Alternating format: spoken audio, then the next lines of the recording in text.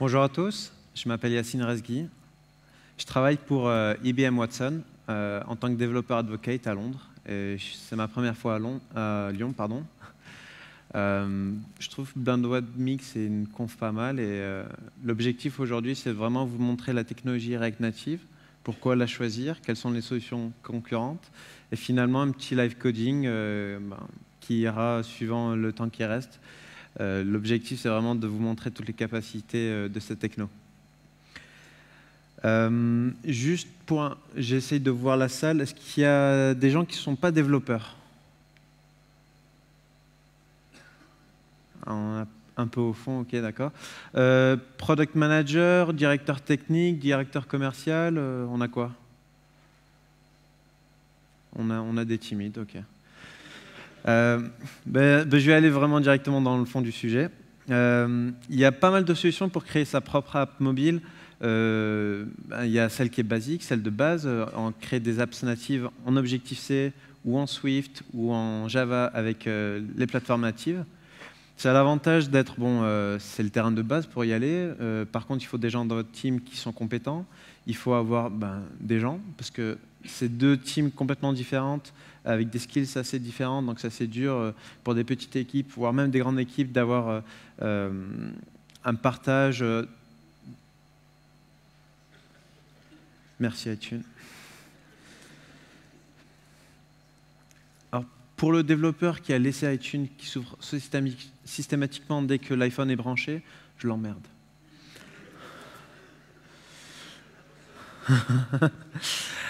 Pour revenir vite fait, donc voilà, je vous ai dit les avantages et petits inconvénients assez rapides d'une native development. Après, il y a tout ce qui est développement hybride. Il y avait jusqu'à pas très longtemps Xamarin qui était payant, qui a été acheté par Microsoft. Ils ont mis ça en gratuit et même la solution en open source. Donc si vous aimez faire du C# et faire du multiplateforme, c'est un truc super intéressant. Je n'ai pas encore pu tester vraiment à fond pour pouvoir donner un avis concret dessus, mais ce n'est pas quelque chose à ignorer. Si vous faites du Lua ou même si vous n'en faites pas, ça reste un langage super simple. Avec Corona, l'inconvénient ici, c'est que c'est une solution payante qui est au closed source. Donc si demain vous arrêtez de payer votre abonnement, votre app ne marche plus. Ou du moins, l'outil de développement sera plus accessible. Après, il y a Titanium. Titanium, ça fait plusieurs années, ils sont là, mais ils n'ont jamais... Ils ne sont pas très bons dans ça.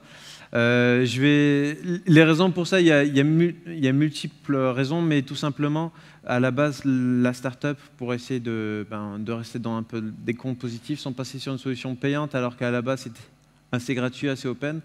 Et en plus, ça reste du closed source. L'application qui pourrait être le plus représentative de ça en France, qui utilise ça, c'est Mediapart. Ils ont fait un switch dessus, je crois, l'année dernière. J'ai pas Mediapart directement, donc je pourrais pas vous dire, mais je sais qu'ils l'utilisent. Après, il y a NativeScript de la compagnie Telerik. Il y a des avantages et des inconvénients. Là aussi, j'ai pas vraiment traité énormément avec la plateforme, mais de ce que je sais, c'est que la communauté reste encore assez petite. Donc la documentation, tous les tutoriaux qui vont avec, ou l'aide, elle est encore assez faible de ce côté-là. Mais il y a un binding automatique avec toutes les API mobiles, donc vous n'avez pas à faire des modules pour ça comme vous le faites avec PhoneGap ou avec React Native. Mais là aussi, je ne peux pas vous dire ce que ça vaut directement, puisque je n'en ai pas fait directement. Après, il y a Cordova ou PhoneGap, pour ceux qui connaissent, ça fait plusieurs années qu'ils sont là. Si je ne dis pas de bêtises, le projet a été créé en 2009. Ça a été après, une startup a été formée autour, Adobe a acheté la startup, et ils ont foutu le projet en l'air. Adobe avait l'occasion de faire un projet super cool, mais je ne sais pas pourquoi. Après, c'est peut-être des décisions business qui ont fait que la communauté était là pour supporter le projet, mais pas Adobe, alors que c'était bien les propriétaires du projet. Après, il y a eu le split Cordova, PhoneGap, là aussi, c'était pas très clair. J'ai fait moi-même une application assez poussée dessus, je vais vous montrer un petit screenshot avec. Et on va entrer un peu plus en détail pour les avantages et les inconvénients de chacun. Et finalement, il y a ce développement un peu chimérique dans le sens où ça utilise des technologies, mais pas dans le sens où on pensait que c'était utilisable. React Native, et c'est ce que je vais vous présenter aujourd'hui. Alors pour ceux, je pense que la plupart du temps, quand on parle de développement hybride, on utilise souvent Cordova, et je vais essayer de vous montrer pourquoi j'ai choisi cette solution à l'époque, mais pourquoi actuellement, c'est pas le top du top. Alors, c'est très dur de choisir entre ces différentes solutions parce que ça dépend. On va toujours vous dire cette réponse parce que personne ne veut prendre la responsabilité de vous dire de la merde. Mais tout simplement, il faut savoir que ça dépend vraiment du besoin que vous voulez prendre en compte. Si vous voulez faire une application très intensive au terme de l'expérience utilisateur, autour des animations, faire vraiment quelque chose d'unique, peut-être le natif, ça sera le mieux pour vous. Si vous voulez faire un jeu, l'hybride, ce n'est pas quelque chose à prendre en compte actuellement, à part Unity. Si vous voulez faire une application en interne, où là, les besoins en UX ne seraient pas aussi importants, alors que je pense que c'est quand même une erreur. Si vous avez besoin de faire une application assez rapide, quelque chose avec Cordova et Ionic, ça vaut largement le coup. Par contre, si vous voulez avoir un peu le mix des deux, quelque chose de, je dirais, la plupart des applications seraient dans ce cas-là. React Native, ça serait vraiment une option super intéressante pour vous. Et on va aller un peu plus en détail pourquoi l'une et pas pourquoi l'autre. Alors, il faut tout d'abord savoir que Ionic est un framework qui a été utilisé, qui est intégré avec Angular 2. Si vous les prenez les deux, normalement, ils sont les deux ensemble. Dans ce cas-là, vous pouvez tant faire une application mobile qu'un site web mobile. Si vous avez une application, il faut savoir qu'aux États-Unis, ce sont des chiffres en 2014, mais ça ne m'étonnerait pas qu'ils aient changé beaucoup depuis. Chez les plus de 18 ans, donc bon, ça donne quand même un range assez gros, il y a à peu près 66% de personnes qui n'ont pas installé d'apps en un mois. Alors c'est sûr qu'au début, dès qu'ils vont acheter leur téléphone, que ce soit un iPhone ou un Android, ils vont installer Facebook, Instagram, Twitter, les applications connues, ou YouTube. Mais après, de là à installer de plus en plus d'applications, ce n'est pas systématique. Il ne faut pas oublier qu'en fait, les gens ici présents dans cette salle, on est quand même des gens assez intégrés avec ces appareils-là, et ce n'est pas systématique que vos parents ou vos frères et sœurs ou même vos enfants installent autant d'applications après. Donc il faut prendre ça en compte, c'est que quand vous faites une application, peut-être il n'y aura pas tout le monde qui va vouloir l'installer. Spécialement moi, quand je voyage énormément, installer une application de 70 mégas pour avoir mon ticket, c'est con. Hein. Donc à prendre ça en compte lors de votre stratégie de réalisation d'application. Alors souvent on se dit ouais, le HTML5 sur mobile c'est super cool, c'est le même techno, ça va marcher directement. Et donc on n'a besoin d'aucune formation dessus, c'est faux. C'est faux. Si vous entendez ça, c'est que le mec ou est débutant ou sous-traite quelque part pour moins cher. Il faut savoir qu'il y a énormément d'applications mobiles qui sont codées en HTML5, mais je dirais pour la très grande majorité d'eux, on a une expérience utilisateur ou une qualité qui sont très faiblards. En applications connues qui sont bonnes, en utilisant, et un mix, hein, ce n'est pas complètement du PhoneGap, vous avez Line, qui est le WhatsApp, c'est un WhatsApp créé en Corée, mais qui est utilisé principalement au Japon. Donc ils n'utilisent pas WhatsApp ou Messenger ou Viber ou WeChat, etc. Ils sont beaucoup plus sur l'application Line. Et si vous pouvez décompiler l'application en la téléchargeant sur iTunes, vous pouvez voir énormément de bouts de code de PhoneGap dessus. L'autre problème, c'est qu'on a aussi des applications qui ne sont pas spécialement performantes. Donc, quand on va essayer de scroller une longue liste, on aura des ralentissements qui sont assez, qu'on peut facilement remarquer, qui vont un peu gêner l'expérience utilisateur, voire même dans certains cas, ça peut cracher, et vous ne voulez pas faire fuir vos clients ou vos utilisateurs. Donc, à prendre ça aussi en compte, lors de votre besoin, qu'est-ce que vous voulez faire? Le troisième souci, c'est qu'on a souvent des gens qui se plaignent que le HTML5 n'est pas bon en termes de design, etc. Certes, pour avoir un rendu qui est très similaire à ce que vous pouvez avoir sur Photoshop ou en Sketch, il y aura toujours une complexité, que ce soit en CSS ou même en natif, ce n'est pas systématique, ce n'est pas aussi facile. Et de deux, la plupart des développeurs mobiles, des développeurs hybrides mobiles qui font des applications se basent sur des frameworks assez basiques où le besoin d'un designer est très important. Un développeur, ça reste un développeur. Il peut avoir des connaissances en design, mais un expert dans le domaine vous fournira toujours un meilleur boulot. Donc à prendre en compte, il ne faut pas blâmer Bootstrap, il ne faut pas blâmer la plateforme, il faut juste blâmer le fait que vous n'avez pas budgété ça. Donc, on a dit, comme tout à l'heure, ça peut être assez lent. Pas systématiquement, hein, mais ça peut être assez lent assez rapidement. C'est dur de designer, c'est dur de débugger. Pour ceux qui ont fait du debug de PhoneGap sur iOS, le comprendront assez rapidement. Les outils n'ont pas été créés pour ça, malgré qu'ils marchent, ils n'ont pas été créés pour ça. Et comme j'ai dit, la communauté Cordova a été inactive. Je suis la personne qui a géré pendant à peu près un an le meet-up PhoneGap Cordova sur Londres. J'ai jamais eu l'aide de personnes venant d'Adobe, etc. Donc c'est surtout moi et certains développeurs de la communauté qui se sont montrés bénévoles, volontaires par rapport à ça. Et ça a été assez ignoré. Je ne connais pas vraiment les raisons et je ne vais pas trop les blâmer parce que bon, souvent c'est des directeurs financiers qui choisissent tout pour le reste de la boîte. Mais c'est aussi à prendre en compte. Il faut savoir que les technos du web sont rapides. On dit souvent que ouais, le web c'est lent, etc. Ça rame comme pas possible. Mais le DOM en soi, si on l'extrait du web, est extrêmement rapide. Si on prend le rendering du layout, c'est rapide. Le CSS, c'est rapide. Le JS, c'est rapide. Mais actuellement, avec les technos de base, donc sans utiliser de web worker, sans les projets comme Houdini, etc., vous exécutez ça sous un même seul processus. Donc si un de ces 4 éléments ralentit le reste, vous allez le sentir lors de l'expérience utilisateur. Donc si vous pouvez déporter du traitement sur les web workers, etc., pensez à prendre ça en compte aussi. Et aussi, comme je l'ai mentionné tout à l'heure, le CSS, ça reste quand même quelque chose de difficile. Si on veut faire un select super custom avec vraiment l'interface qu'on veut, honnêtement, c'est même plus facile de faire du WebGL que de faire ça. Ça reste un problème de la rétrocompatibilité du web, et c'est aussi un de ses avantages, c'est que la page qui a été codée en 1995 marche toujours sur votre navigateur actuellement. Mais après, il y a aussi des points positifs. Vous avez la cross-compatibility sur les différentes plateformes mobiles, malgré que parfois le rendu ne sera pas systématiquement le même. Je dirais autour de 80 à 90% du code sera systématiquement le même. Ça reste les mêmes langages que le web. Donc si vous avez déjà une équipe qui fait du web, malgré qu'il faut une adaptation sur le mobile, ils ont déjà les compétences techniques de base. Vous avez les mêmes outils, donc la console de Chrome ou la console de Safari ou Firefox, etc. Vous pouvez utiliser les mêmes outils. Les web views, donc ce composant où votre application sera rendue, s'améliore d'année en année, voire de mois en mois.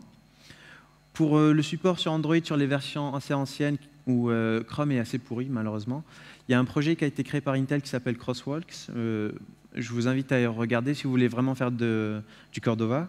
Et comme j'ai dit, vous pouvez partager le même code source entre votre site web mobile et votre application hybride. Alors ça, c'est une application... Ouais, on peut le voir ici. C'est une application que j'ai réalisée il y a 2 ans et en faisant seulement du pur Cordova où on a un système de synchronisation un peu comme Dropbox. Ce type de système-là, tout en faisant du pur HTML, JavaScript.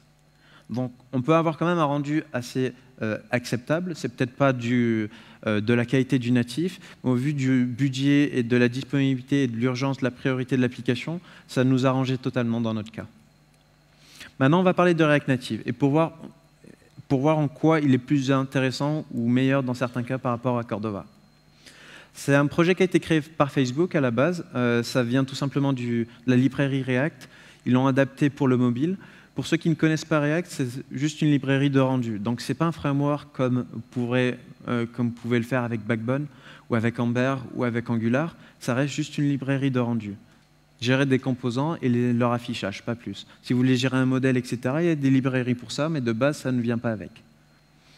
C'est rendu nativement, dans le sens où vous avez tout simplement 2 processus. Un processus en JavaScript, où il y aura votre code qui sera exécuté, et le processus natif, qui va lui demander au processus JavaScript, donne-moi la liste des composants que je vais dessiner, et c'est le processus natif qui va dessiner ça. Ça vous permet ainsi d'avoir en fait des performances qui se rapprochent énormément du natif. Vous pouvez débugger avec Chrome de la même manière que vous le faisiez précédemment. Il n'y a vraiment pas de tooling qui diffère. On a de meilleures performances du fait qu'on a des processus séparés. On peut embed React Native dans une application traditionnelle. Donc Airbnb a fait ce choix-là. Ils ont trouvé une flexibilité, un intérêt à utiliser React Native, mais ils ne voulaient pas changer leur code base qui est extrêmement importante. Donc ils ont commencé à changer certains composants en React Native. Facebook a fait la même chose, Instagram aussi. Et vous pouvez embed des morceaux de vue native directement dans votre application React. Donc, si vous avez déjà développé une vue complexe en natif, ou vous utilisez une librairie tierce, tant pour gérer, je ne sais pas moi, de la publicité ou des composants complexes, vous pouvez actuellement faire le rendu via React Native, malgré que le composant soit codé en natif. Vous pouvez linker facilement les librairies externes. Donc, si vous avez du JavaScript, ça reste du NPM derrière, donc c'est super simple. Mais si vous avez du bout de code natif, donc où il doit y avoir un lien avec Xcode ou je crois que c'est IntelliJ maintenant en Java pour Android, la boîte à outils de React Native propose de faire ça automatiquement pour vous. Vous n'avez pas à le faire manuellement. Et le point le plus important, c'est que vous pouvez updater votre application, dans certains cas, sans la provol. J'ai perdu le mot français pour ça. Bon, vous avez compris le concept. Sans l'acceptation d'Apple de votre application, dans le sens où les composants natifs ne bougent pas, c'est plutôt votre vue ou la logique métier que vous allez écrire en JavaScript. Vous pouvez la modifier on the air, et ça sera automatiquement update sur votre application. Et vous n'avez pas besoin de la resoumettre à l'Apple Store. Par contre, si dans tous les cas vous grillez une des règles de l'Apple Store dans l'expérience utilisateur ou etc., Apple se réserve le droit d'enlever cette update ou même de vous freezer de l'Apple Store. Mais ça existe pour tout le monde. C'est pas spécialement lié à React Native. Mais c'est vraiment ce qui est important, dans le sens où vous avez ces applications comme Facebook ou Messenger ou Google Maps qui se update chaque semaine autour de 2-3 fois, si ce n'est pas plus. C'est extrêmement dur de mettre à jour son application si on n'a pas le bon environnement de connexion, ce qui a été mon cas quand j'étais en voyage. Le fait d'avoir juste simplement quelques kilobytes, voire un petit mégabyte en JavaScript et avoir la nouvelle application m'intéresse énormément. Donc à prendre en compte si vous voulez faire de l'A/B testing, si vous voulez modifier, si vous voulez update tout simplement assez rapidement et être de cette manière-là assez agile. Donc, comme je l'ai expliqué tout à l'heure, il y a 3 processus en React Native. Le tout premier, c'est le natif, où les éléments qui vont être dessinés dans ce processus-là. Le processus JavaScript, où là, il y aura votre logique et les vues qui seront écrites, mais qui ne seront pas dessinées.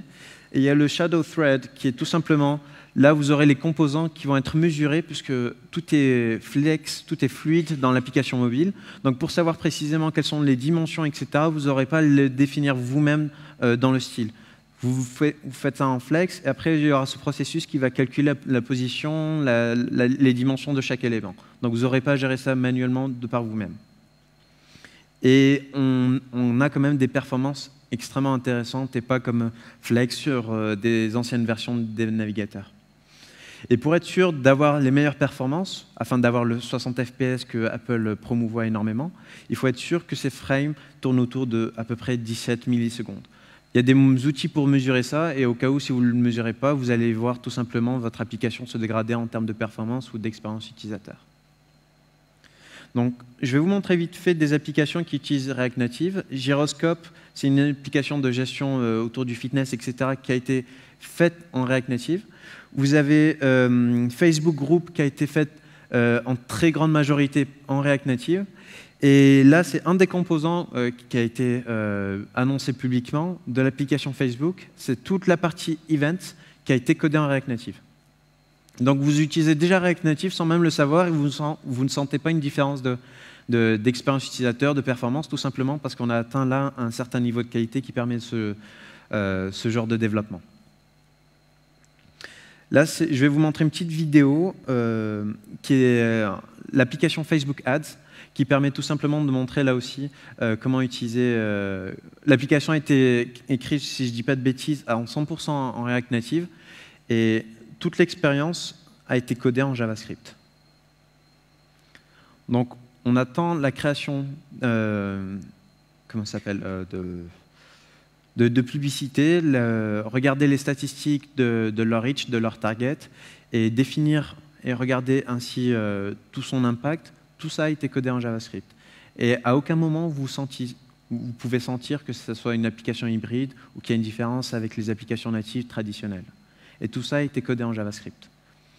Le code partagé entre l'application Android et l'application JavaScript est autour de 88%.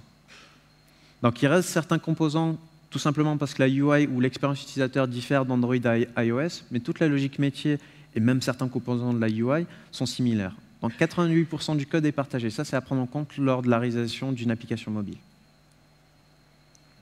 Alors les petits désavantages, parce que bon, je ne veux pas que vous vendre du rêve, ça reste une API entre iOS et Android qui n'est pas similaire, mais ça, je dirais, c'est pas la faute de React Native, c'est tout simplement parce que les plateformes sont différentes. Donc c'est pour ça qu'on ne peut pas avoir 100% du code qui est partagé. Il y a des complexités lors de la réalisation d'éléments graphiques assez complexes. Je ne sais pas si l'équipe M6 Web est dans la salle, mais vous pouvez sûrement les choper. Il y a de bons retours d'expérience de leur côté à donner par rapport à ça. Ça reste un projet assez récent. Ça a été annoncé, si je ne dis pas de bêtises, l'année dernière. On est en 2016 cette année ? Oui, en 2015. Ça a été annoncé au mois de janvier ou février 2015 et ça a été mis pour le tout public au mois de juillet. Donc il a à peu près un an, un peu plus. Ça reste un projet super récent, mais les contraintes métiers de l'application de React Native sont directement les complexités de Facebook.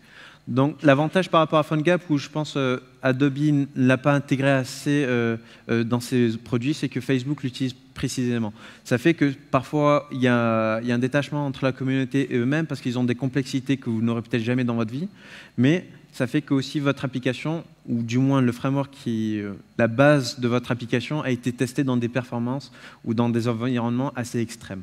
Et ça reste un très gros plus en termes de qualité. L'autre problème, c'est que vous n'avez pas de thème par défaut, dans le sens où vous avez tout simplement des composants très basiques. Vous avez View, qui pourrait être comparé à la div en HTML5. Vous aurez le bouton, mais là aussi sans bordure, sans style spécial. Il y a des projets qui fixent ce problème avec tant du matériel design que avoir un thème assez pratique ou assez beau pour iOS, etc. Mais de base, vous n'avez pas toute... Vous avez juste les composants que vous pouvez drag and drop sur Xcode. Vous n'avez pas quelque chose qui est déjà prêt par défaut. Ce qui donne l'avantage de vous pousser à recruter un designer pour faire une belle application et pas donner ça à un petit développeur le temps d'un week-end. Vous n'avez pas le support des fichiers directement parlant comme vous pourrez l'avoir avec Cordova. Il y a des petits projets qui sont tout simplement des modules comme vous l'avez dans PhoneGap ou Cordova qui permettent de gérer ça comme React Native FS. Ils sont en train de penser à faire un meilleur support tout simplement parce qu'ils ne veulent pas se précipiter et changer systématiquement l'API et casser toutes les versions précédentes. Alors là, l'objectif, c'est que je vais essayer de faire une application. Je vais essayer de voir si je peux être à temps les 26, donc on va y aller petit à petit. Si j'y arrive pas, c'est pas de problème. Je vais vous laisser quand même le code. Je vais mettre ça tout en ligne. Donc si vous voulez continuer après chez vous, il n'y a pas de problème. C'est juste l'objectif, c'est de vous montrer comment c'est assez facile de faire une petite liste, d'avoir une interface un peu comme un chat. C'est l'idée. Alors je vais y aller. Bon. Alors, tout simplement, d'abord, on doit créer un petit projet. J'ai déjà fait ces étapes-là parce qu'on doit télécharger des dépendances et j'ai pas trop le temps pour ça. Bon. Donc, j'ai déjà créé un petit composant, juste ma base. Et au cas où, si j'arrive pas à terminer pour le temps qui me reste, j'ai déjà tout mon code que je vais juste copier-coller à la fin pour vous montrer le rendu. Et on va essayer d'avoir le même rendu d'ici la fin. Est-ce que vous pouvez me dire si vous voyez assez bien là? C'est clair? Juste, même pour les gens au fond qui s'intéressent? Ok. Alors j'ai créé mon projet directement, je l'ai ouvert dans Xcode.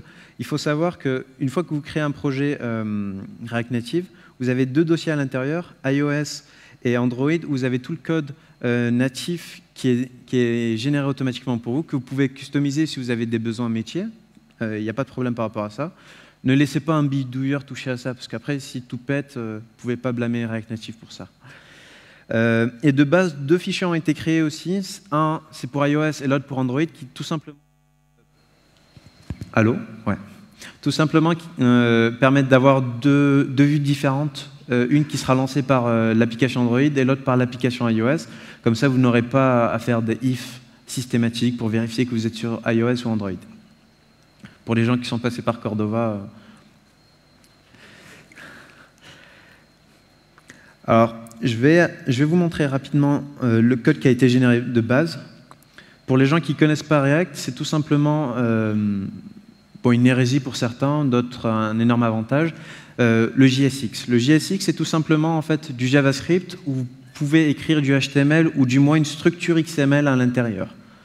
C'est comme, dans ce cas-là, on peut voir par exemple view, text, etc. Différentes balises qui ont été créées. Si vous faites React pour du web, vous aurez du code HTML ici. Et c'est l'idée d'avoir un composant où vous avez tant le styling que la logique, que la déclaration même du composant à l'intérieur. Ça permet tant de faire de l'analyse statique, de faire du linting et d'avoir le même comme dans un même fichier. Ça résout pas mal de problèmes, malgré que ça reste une hérésie pour certaines personnes. Bon, hein, on va passer ce côté-là. Alors tout simplement, ici, on a quelques composants de base. View, qui est l'équivalent de div. Text, qui est l'équivalent de span. Tout simplement, après on a aussi image, mais ça reste des composants extrêmement basiques. Et en dessous, en fait, on a juste une structure où on définit des sortes de classes avec des propriétés ils ont essayé de prendre les mêmes noms que les propriétés CSS. Comme ça, là aussi, on essaie de perdre le moins de temps possible lors de la réalisation du code. Et on applique ces classes-là via un attribut style. Et finalement, on a un petit rendu que je vais mettre ici sur le... Je vais prendre l'iPhone 5, qui va être rendu. Un des autres avantages de React Native, on va essayer de le baisser un peu, c'est que vous pouvez écrire directement du code, activer le live reloading, et ça va automatiquement refresh votre application sans pour autant la relancer et relancer la compilation. Donc pour ceux qui ont d'énormes projets sur du natif, vous avez souvent ce souci-là qui est de pouvoir gérer toute cette complexité de devoir rebuilder à chaque fois. Donc on s'assure que tout marche bien avant de lancer la build parce que ça peut prendre énormément de minutes. Alors ici, tout simplement, comme j'ai dit, on peut faire CTRL-R pour refresh la vue et commande D pour afficher un menu de développeur où là, on pourra lancer le... mince, j'ai plus les mots, je suis con là. Qui pourra lancer le Developer Tools dans Chrome. Alors, j'ai eu un petit souci cet après-midi, parce que c'est jamais facile, hein, qui est d'avoir le simulateur qui rame. Je ne sais pourquoi, alors que c'est censé être plus rapide que l'application sur le téléphone. Donc ça fait que mon application téléphone est plus rapide que mon simulateur, et j'ai pas de raison pour ça. Xcode et les magies de Xcode. Donc je vais essayer de mettre mon téléphone sur l'ordinateur, comme ça je pourrais vous montrer le rendu, ça sera plus intéressant. Si je ne dis pas de bêtises, normalement je peux faire ça avec QuickTime.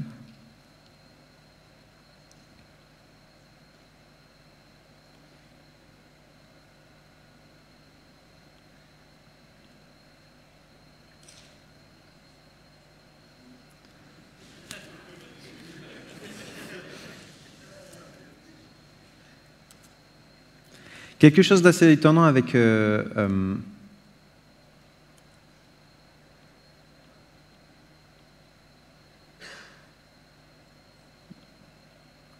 je vais essayer de trouver ça rapidement avant que vous commencez à vous faire chier. C'est quoi? Je suis dans le bon menu là? Et après, je dois changer quelque chose ici, mais j'en ai aucune idée. Je l'avais fait, mais j'ai complètement oublié. Bon, hein.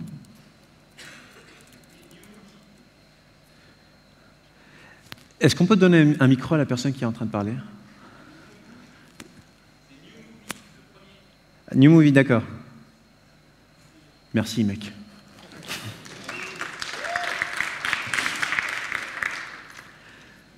Alors, on a finalement notre petit écran.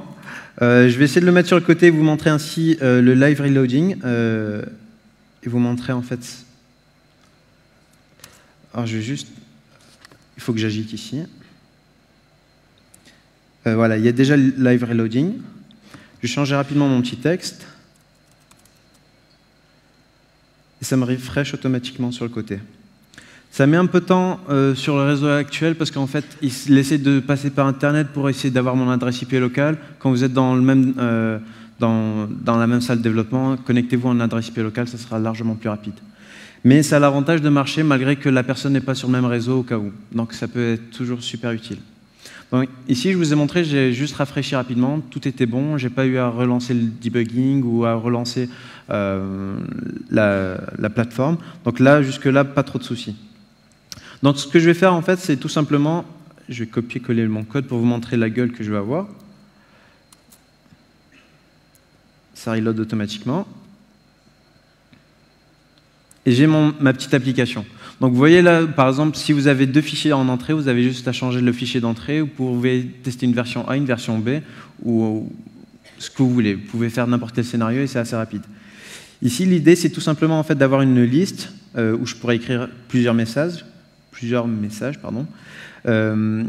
tout comme vous pouvez avoir sur WhatsApp, etc. Et derrière, c'est connecté avec Watson. Et j'essaie de promouvoir un peu sur les trucs sur lesquels je travaille. Mais c'est l'idée tout simplement qu'il y a une API chez IBM Watson qui permet de reconnaître l'intention ou les entités que la personne essaie de faire passer.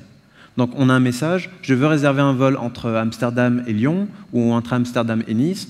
Je comprends que la personne veut réserver un vol et entre telle et telle destination. C'est l'idée, si vous voulez faire un bot, vous utilisez ce type d'API. Donc là, j'ai implémenté ça rapidement. Je vais vous montrer la démo, comme ça je vous montre vraiment que ça marche. Il n'y aura peut-être pas trop de déçus, et après on se focalisera sur le live coding. Bonjour, comment puis-je vous aider? Je veux un vol entre Nice et Lyon. Envoyer. Alors là, c'est le genre de petits warnings qui vont vous dire votre JS doit être beaucoup plus rapide parce qu'on a raté des événements. C'est ce que je vous parlais tout à l'heure de la frame. Si vous mettez trop de temps, ça va laguer. Donc automatiquement, après un certain temps, il va ignorer comment ça s'appelle, le thread JavaScript. Donc je vais juste relancer rapidement. Je vais fermer l'app et la relancer pour être sûr.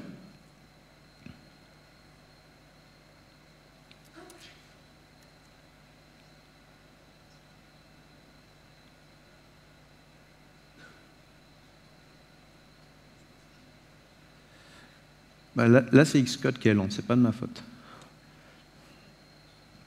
Donc vous avez systématiquement, dès que vous déployez votre projet, vous avez en fait cette sorte de boîte à outils qui inclut, j'ai pas regardé en détail, mais c'est l'équivalent d'un gulp ou un grunt qui va automatiquement rendre votre code IS6 en IS5, qui va regarder tous les types de fichiers, qui va regarder s'il n'y a pas de soucis, qui va faire tout le traitement que normalement vous faites séparément. Là c'est déjà intégré, donc en termes de rapidité de développement, c'est assez super.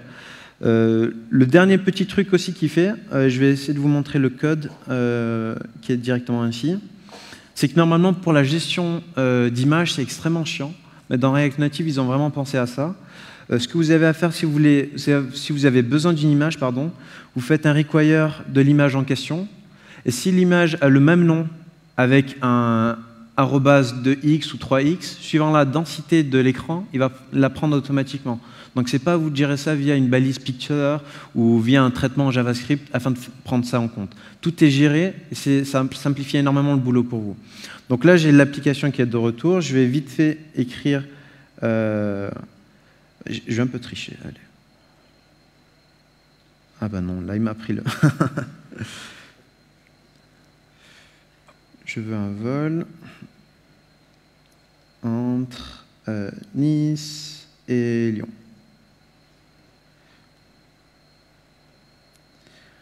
Ouais, non, là, j'ai vraiment juste pas de bol. Hein. mais l'idée que j'ai essayé de faire, là, je sens que mon ordinateur est un peu plus lent, c'est peut-être par le rendering via l'écran. C'est pour ça que le traitement peut-être met un peu plus de temps, malgré que le traitement, normalement, est effectué sur l'iPhone. Dès qu'il y a le debugging, ça surcharge votre application. Je ne vais pas vous l'inventer, vous le savez. Mais vraiment, l'idée, c'est de pouvoir avoir... C'est assez rapide ici? Oui, voilà. C'est d'avoir énormément de vues, de pouvoir les drag and drop et de pouvoir scroller ça à l'infini sans pour autant crasher votre app. Ça existe depuis la nuit des temps pour les applications natives, mais ça reste encore une horreur pour le web. Il y a normalement, ce qui est fait, c'est lors de la vue qui est affichée, on va juste afficher les éléments, les nodes de ces éléments-là, mais après, pour le reste, on va les laisser ou dans le cache ou les enlever. Et au fur et à mesure du scroll, on va updater notre vue. Comme ça, au lieu d'avoir 10 000 éléments qui sont dessinés, on en aura au maximum 10 ou 15, suivant la taille de la vue. Ça existe déjà en web, mais du fait que le traitement reste super lourd quand même en JS, afin de calculer la taille de chacun et quel élément je dois enlever ou quel élément je dois garder, ça marche sur desktop, sur mobile, ça peut crasher votre navigateur. Donc là, c'est déjà fait, c'est pris en compte par le natif. Donc l'idée, plus ou moins, si je ne pourrais pas vous faire la démo finale, c'est au moins d'avoir le même rendu. Donc je vais revenir au code précédent.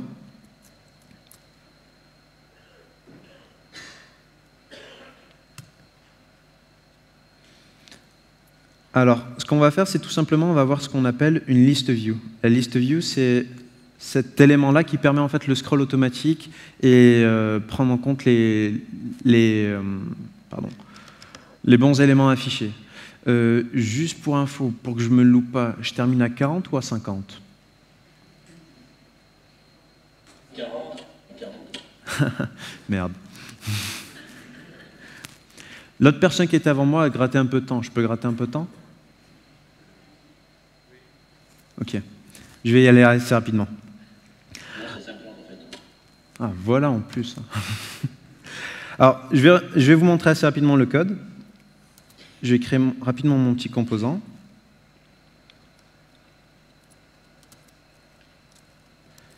Allez. Je ramène les bons imports.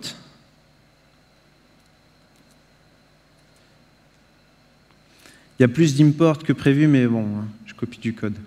YOLO.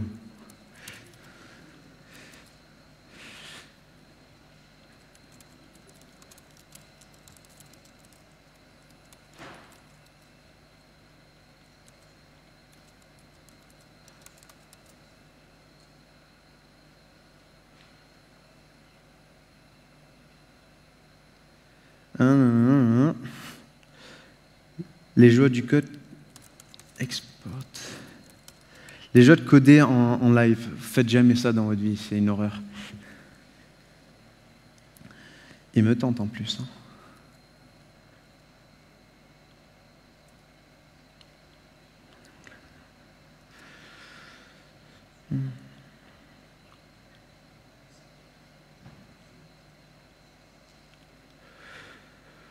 Normalement, je suis bon, mais honnêtement, j'ai une très mauvaise visibilité. J'ai peut-être un peu trop appuyé sur les explications et moins sur le live coding. Je vais revenir vers mon code final. Je suis un peu désolé de ne pas vous montrer tout le truc. On va aller dans le code ensemble, comme ça je vais vous montrer au moins la gueule du projet. Ça m'en prendra à vouloir faire le fou et à vouloir copier-coller du code comme ça au dernier moment. Pour revenir un peu à la logique assez rapidement, ce que j'ai fait, c'est que j'ai tout simplement j'ai une vue où j'ai la liste de mes messages qui vont s'afficher.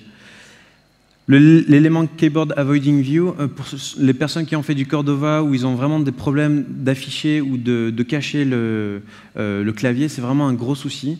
Là, ce qu'il va faire, c'est qu'il y a peut-être des éléments que vous avez besoin d'avoir systématiquement dans la vue, comme avoir tout simplement la text area, vous pourrez écrire, comme ça ne sert à rien de le cacher, ça n'a pas de sens. Là, il me dira directement, OK, j'ai compris que tu veux garder le text area, donc je vais le garder au-delà du clavier. Et je n'ai pas besoin de gérer tant des margins, de faire des petits hacks au niveau de la position en mode absolu ou fixed, tout est géré automatiquement. Je vais après directement dans ma liste de messages. Je lui donne en paramètre la liste de mes messages qui est ici à la base, où j'ai juste simplement écrit le nom de la personne et le message en question. Et quand je vais dans mes messages, je dis tout simplement tu m'affiches la liste view, donc il va faire le scrolling automatique avec la gestion des performances.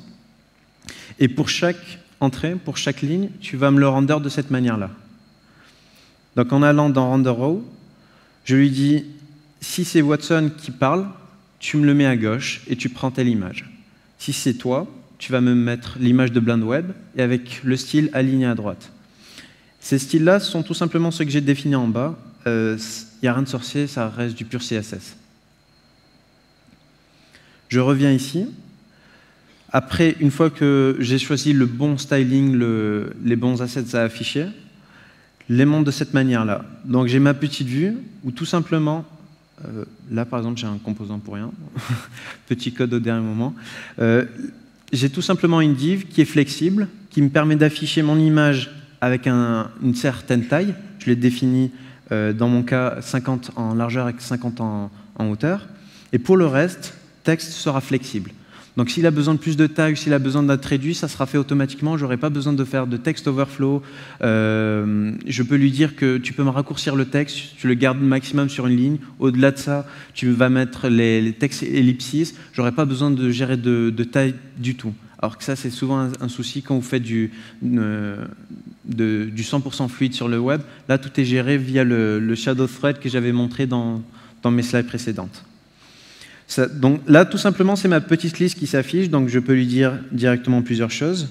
Je vais revenir ici pour que ça puisse être visible. Je veux un vol entre Amsterdam et Lyon. Vu que j'ai compris qu'il est taquin, je vois déjà qu'il y a le petit message qui s'affiche. Oui, donc là, il me dit je dois aller vachement plus rapidement. Je vais essayer juste de refresh. Dismissal. Je l'envoie directement. J'ai mon petit message qui s'affiche. Et si je ne dis pas de bêtises avec le bon réseau, normalement, je suis censé avoir une réponse incessamment sous peu de Watson. Sinon, c'est que j'ai merdé quelque part. L'idée, c'est tout simplement, finalement, je reviens une fois dans mon composant principal. Ici, j'ai tout simplement mon text area avec un text input où là aussi, il y a vraiment, ça reste une API similaire à ce que vous pouvez trouver sur le web. Et une fois que j'appuie sur send ou que je submit mon bouton, je vais lui dire, tu me l'envoies ici, je le récupère. Donc là, je cache le keyboard, donc si j'ai appuyé par le bouton, je veux qu'il puisse cacher ça automatiquement, parce que là on n'a pas de forme, comme sur le web. Et une fois qu'il a fait ça, je l'ajoute à ma liste pour que comme ça il puisse être affiché, et je vais commencer à traiter. J'appelle une fonction analyse, que je vais vous montrer assez rapidement ici. Watson API, voilà. Et de base, ce qu'ils ont fait pour essayer d'avoir vraiment la même stack que le web, pour vous simplifier lors de votre travail, c'est qu'ils ont mis en plus Fetch, XML HTTP Request, Flexbox, comme je l'ai mentionné tout à l'heure, et ils essaient d'ajouter de plus en plus d'API avec la même signature que les API que vous utilisez sur le web. Comme ça, à terme, il y a vraiment un partage de code où, si ce n'est pas possible parce que l'application est strictement différente, on garde les mêmes compétences au sein de l'équipe. L'équipe qui a créé React Native, ce sont des développeurs web. Ils avaient juste un tout petit peu de connaissances en natif, et ils avaient comme problématique au sein de Facebook de créer l'application Facebook Ads que je vous ai montré tout à l'heure, sans avoir de dev natif chez eux. Donc ils ont dit, on va essayer de voir s'il n'y a pas possibilité de hacker React et de le mettre pour React Native. Et finalement, ça a donné un projet stable avec toute une batterie de gens qui sont derrière. En revenant directement rapidement sur ma logique, je fais tout simplement un appel vers l'API de Watson, et je lui envoie comme mes credentials, et je lui envoie mon petit message, qui est dans mon cas, bonjour, je veux un vol, ou j'ai besoin que tu me prennes un ticket, etc. Et dans Watson, je vais vous montrer, comme ça je peux vous... Juste une petite introduction, je ne vais pas aller en détail. J'ai tout simplement des intents qui sont l'équivalent d'actions, où là j'entraîne tout simplement des types d'actions avec des phrases typiques. Comme ça, plus j'ai écrit de phrases en termes de training, plus il va la reconnaître, malgré que je ne vais pas utiliser systématiquement les mêmes mots. Et après, je veux qu'il me puisse reconnaître des entités. Donc en termes d'entités, ce que j'ai fait, c'est que j'ai mis la liste des aéroports. Donc pour Amsterdam, j'ai mis le code, j'ai mis le nom utilisé, j'ai mis le nom complet, et ainsi il pourra trouver la différence entre différents mots. Par exemple, si je mets Paris, il va me proposer Charles de Gaulle, mais aussi Orly. Et finalement, ce que je peux lui dire, là ma logique métier reste très bête, hein. Je prends juste les deux premiers résultats, malgré qu'il peut y en avoir plus, je ne fais pas un traitement actuel. Ce que je pourrais faire, si j'ai un peu plus de temps, c'est de lui dire « J'ai trouvé 2 aéroports sur Paris, lequel voulez-vous? Orly ou Charles de Gaulle ?» Et une fois que j'ai trouvé la bonne action et que je fais mon traitement, je lui dis tout simplement que je n'ai pas compris la question, si c'est le cas, qu'il y a un petit problème si c'est avec l'API ou la connexion, etc. Ou tout simplement que je vais vous chercher un vol entre, si c'est le cas présent, Amsterdam et Nice, quel est votre budget? Et là, on continue la conversation.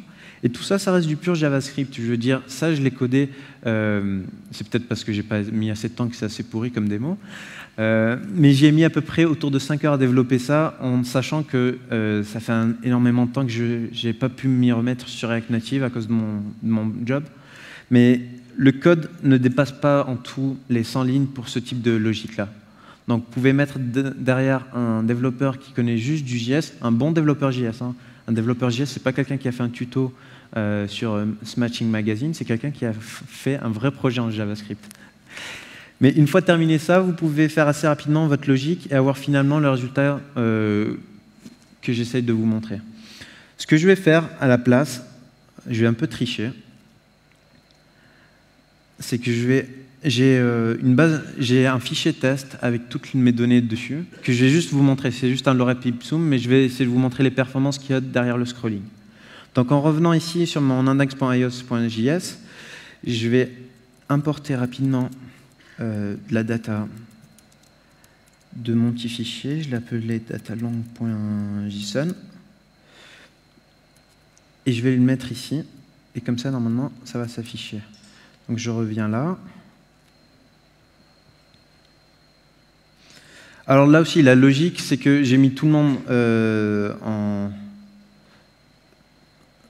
J'ai mis tout le monde pas en U, pardon. Je vais vous montrer rapidement mon code, comme ça vous pouvez le comprendre. C'est tout simplement, j'ai fait un random, il y a une petite API en ligne pour faire ça, et à chaque fois, il me met un nom au hasard. Et dans ma logique, qui est très bête, j'aurais pu la faire mieux, mais bon, hein, manque de temps, je dirais, je lui ai dit tout simplement, si le nom, c'est Watson, tu me le mets à gauche et tu me mets le logo de Watson, sinon tu me le mets à droite avec le logo de Blind Web. Donc super simpliste, mais je vais essayer de vous montrer la performance. Donc je peux scroller sans problème. Donc je peux avoir beaucoup plus d'éléments et ça ne gêne pas du tout.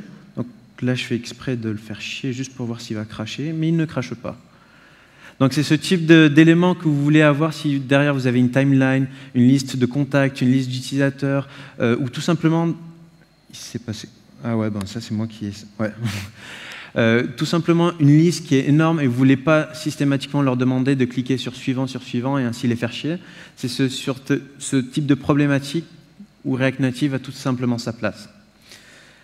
Je vais essayer de vous montrer juste maintenant une petite solution qui existe pour le web. Si vous voulez quand même avoir une expérience utilisateur super sympa, mais que vous ne voulez pas avoir simplement du natif, il y a React Canvas. React Canvas, c'est tout simplement dans le même sens où vous déclarez vos éléments, comme view, image, texte, etc. Et derrière, il va créer tout simplement, il va dessiner sur un canvas sur le web. Et vu que le canvas est donné à la carte graphique, vous n'avez pas tous ces ralentissements liés au dessin des éléments systématiques à 60 frames par seconde. Donc ça, c'est React Canvas, ça a été créé par Flipboard parce qu'ils voulaient avoir une expérience unique et ils sont connus pour ça. C'est un autre projet open source qui existe. Il y en a énormément d'autres qui se lient à React dans le sens où on peut créer des éléments déclaratifs et le dessiner d'une manière ou d'une autre. Mais sinon, je pense que je ne vais pas essayer de bouffer plus de temps parce que c'est déjà chiant pour le prochain speaker. Donc, je vais me la faire, mais je vous écoute maintenant. Merci.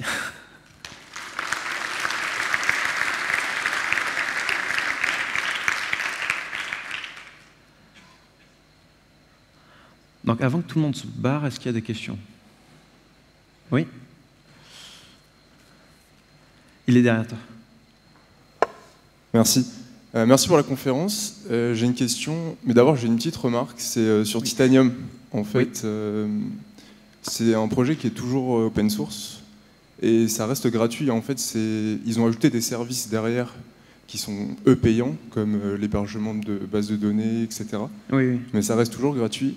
Et je trouve que c'est pas leur rendre justice de dire qu'ils étaient mauvais là-dedans, parce que contrairement aux applications HTML, ils faisaient ça en JS, bien avant React Native. Et ça fait au moins 5 ans. Donc effectivement, il y a il y a des choses qui sont vraiment mieux sur React, pour avoir testé les deux, et pour avoir justement fait l'application Mediapart.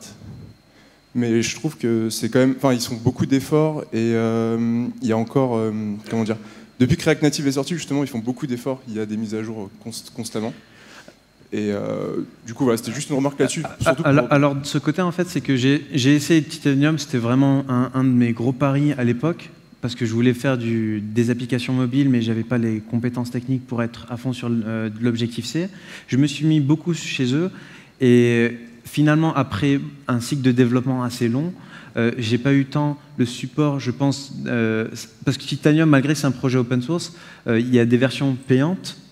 Au-delà des services, il y a des supports qui peuvent être demandés. Donc, il y a un côté qui est développé pour les grosses entreprises qui n'est pas directement donné au projet. Et les gros contributeurs restent les gens d'Appcellerator, alors que React Native, malgré que Facebook a été de base, avoir Airbnb et d'autres compagnies se mettre dessus, il y a de plus en plus de gros développeurs, des core contributeurs, qui font partie des conseils techniques, qui ne sont pas de chez Facebook. Donc ça sort de l'entreprise qui essaie de le vendre. Et surtout, c'est après un temps de développement super long, trouver que finalement l'application n'est pas top, j'ai peut-être pas misé sur la bonne techno. C'est pas qu'ils ne font pas d'efforts, c'est juste, est-ce que je peux me permettre de l'utiliser à ce moment-là? Et mes besoins métiers font que je ne pouvais pas. D'accord. Ouais, je suis assez d'accord avec toi sur le fait que la communauté est vraiment plus importante sur React Native, surtout que, comme tu dis, ça fait un an, 2 ans que ça existe, et que la communauté est peut-être 10 fois supérieure à celle du Titanium, donc je comprends ce point de vue. Et ma question, c'était sur un projet, sur un gros projet à long terme, qu'est-ce que tu penses en fait des updates? Parce que c'est assez compliqué, pas compliqué, mais ça se développe super vite, il y a des releases assez souvent. Alors ça, c'est pour chaque projet qui utilise le JS. Je veux dire, vous savez assez bien actuellement avec la JS Fatigue, chaque semaine on a un nouveau framework qui dit que l'entre il est pourri, mais que le mien il est super puissant, etc. etc. On le voit énormément. Le cycle de développement React, ça reste un cycle super court actuellement, du fait que ça reste un projet super récent. Mais c'est pas pour autant que les premières versions, là c'est un projet que j'ai fait avec React Native 0.35 qui est la dernière version. J'ai un projet qui utilise encore 0.14 à l'époque et qui est tout à fait utilisable, certes avec moins de performance, mais je l'ai utilisé sur un bon projet en interne et il ne m'a jamais gêné. Donc la transition d'une manière ou d'une autre peut se faire via une migration avec ce changement d'API, mais ce n'est pas un Angular 1, Angular 2, quoi. Il y a toujours une phase de transition, une phase de migration, mais qui n'est pas gênante au point où, fait chier, je dois à chaque fois recommencer et refaire mon app. Ok, d'accord. Merci. De rien. D'autres questions? On a une personne ici. Et on a de plus en plus de gens qui se barrent, donc il faut se booster.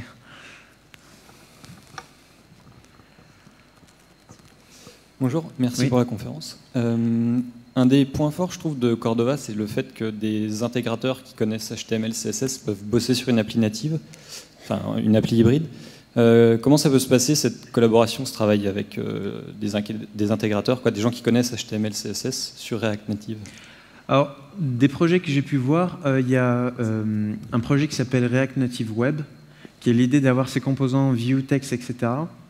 Derrière, ça rend en flexbox en utilisant des divs et des spans pour essayer de montrer plus ou moins que ça reste des composants qui peuvent être stylés via, vous écrivez une petite page en JS pour ça, et que vous pouvez donner ça à des gens qui ne sont pas spécialement directement des développeurs dans le natif afin de comprendre toute la boîte à outils Xcode et d'avoir plus ou moins un rendu extrêmement similaire, si ce n'est pas le même, le temps que eux développent en ça et qu'après vous fournissent les templates que vous intégrez directement. C'est certes pas la même expérience qu'avec Cordova, mais Cordova en natif, si vous voulez le tester directement, c'est pas le top du top aussi. Parce que ce que vous avez sur Android, par exemple Chrome, récemment ils ont fait le switch, mais Chrome, le browser, n'a pas la même WebView que Cordova en application. Donc ça fait que vous avez un rendu qui est super cool dans Chrome et que dès que vous le mettez en application native, vous ne comprenez pas pourquoi vous avez des soucis. Là, l'idée, ça reste quand même, on a le même rendu, quelle que soit la plateforme où c'est rendu, sans pour autant avoir des surprises. Et je ne parle même pas de Safari qui, en termes de perf, parfois, juste nous dit fuck, quoi.